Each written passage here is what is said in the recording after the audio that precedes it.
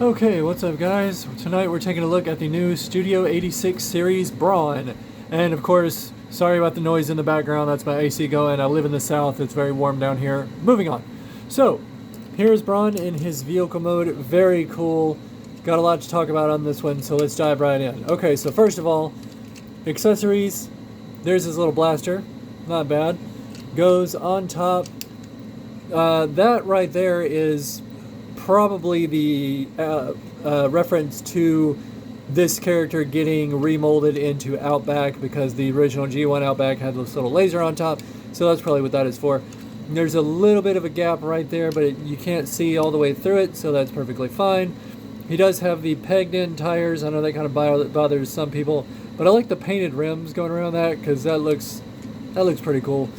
Rolls just fine. Like a champ, as Bobby Skullface says. Rolls just fine. So there he is in his vehicle mode. Let's get another Minibot out here to compare him to. Okay, we're going to compare him to Huffer right here. So standard Minibot, or what the current standard Minibot size is. Looks pretty good there. People who have seen my review of this one know that I'm not overly fond of that gap where the tire is on the front one on this guy. But that little gap right there, you can't see all the way through it. It does cover it up fairly nicely. They do scale really well together. So we're going to set Huffer off to the side. We'll look more at him in robot mode. And speaking of robot mode, let's get into it. So, of course, to do the transformation, just do this backwards. So this is what we're going to look at here. Wish they would have painted that windshield. I'm probably going to get some light color paint and paint it in myself. But, you know, it's in the back. It's fine. It doesn't look that bad. This little panel right here is one of those, like, it does cover up what would otherwise be a gap in the Jeep mode, and it does also help secure everything in. So it's one of those, like, they kind of didn't have to do it, but they kind of had to do it, so it's a weird thing. So it goes in there like this. I'm not entirely sure what that port is for. Maybe we'll see it in an Outback, who knows. Alright, so the first thing you do, fold that all the way up, and these joints are tight, but they will work on you. So just give him a little bit of love, and he'll work for you. So fold that all the way up. I'm going to come around to the front and unpeg these two things. Okay, that's something. I'm glad that happened. These little guys go right into this section right there. They're just gap fillers, but they do come out every once in a while. I'm probably untabbing the legs a little bit wrong. I might actually be doing that wrong. Let's see if it does it on this one too. Okay, it doesn't do that. But see, the thing is, this little tab right here, my finger's pointing to that right there, it goes into that slot right there, and that can push out the little gap filler. So just be cautious of that. It's not a big issue, but just be aware of it. Okay, so there's the legs.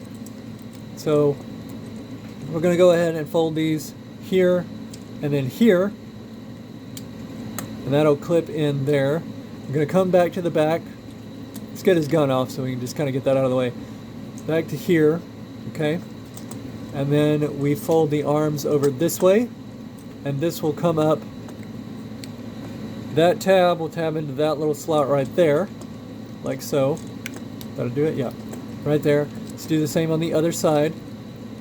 So fold the arm around this way, bring that hinge all the way up, and it will, I'm trying to do it so you can see it right there, and it will fold into that right there. Okay, now let's do that. And I did that because I want to turn the legs around so we get a good view of what we're doing with the legs. I got that one all folded up, so the feet come up like this, and then the toe and the foot untabs like so. So here, brings it up. That will actually peg in, and then the foot comes down, flip out the heel, you flip out the toe. Okay, so last but not least, let's open this up. Let's bring his face forward, and right now I'm just gonna do this, and I think Outback is, you know, obviously this guy's gonna get retooled in the Outback, we said that already, but I'm thinking Outback's gonna have something to do with this little transformation piece. They might have like a little gap filler type thing right here, but for this, when he's like that, you turn the head around, and then you take this piece, this whole piece will spin this way, okay? So it goes like that, and it's got just enough clearance to clear those shoulders. So then you fold him back up, and then we're going to come back here and we're going to collapse this backpack down like so. And he's got a little bit of a backpack, but it's not too bad. So then we go here. There is Brawn in his really, really good robot mode. Let's give him the blaster, which he holds just fine. So there you go. There's Brawn in his robot mode, looking really good. We've got ball jointed at the arms. We've got an upper bicep swivel. We've got a bicep that's over 90. There's nothing at the wrist because they don't usually do it when the hand folds in like that. They've done it on a couple of them, but not many. As you saw, the head does move, but the head is really stiff coming out of package. So just do this and just, grab there and then give him a good twist, and he should come loose for you. I wouldn't say do it like this straight out of package because I'm worried about that whole piece right there. So grab right there and then do it. But really stiff coming out of package, but just something to be aware of. So we do have 360 waist swivel because of the transformation like you saw. We've got universals with the legs. The backpack does get in the way like that. And it can go out to there. We've got the upper thigh swivel. We've got the knee joint like so. And of course the ankle rocker, toe tilt down, and nothing up. So plenty of articulation on this guy to get you what you need. The colors look good.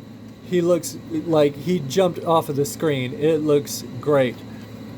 So there we go. We're going to bring in some of his buddies real quick. I'm going to bring in Huffer real fast. Alright, so there's Huffer. And because of how Huffer is shaped, it looks like Brawn is shoulder because his shoulder shorter. His shoulders don't line up, but Brawn is head-wise the same height as Huffer. So we're going to do that.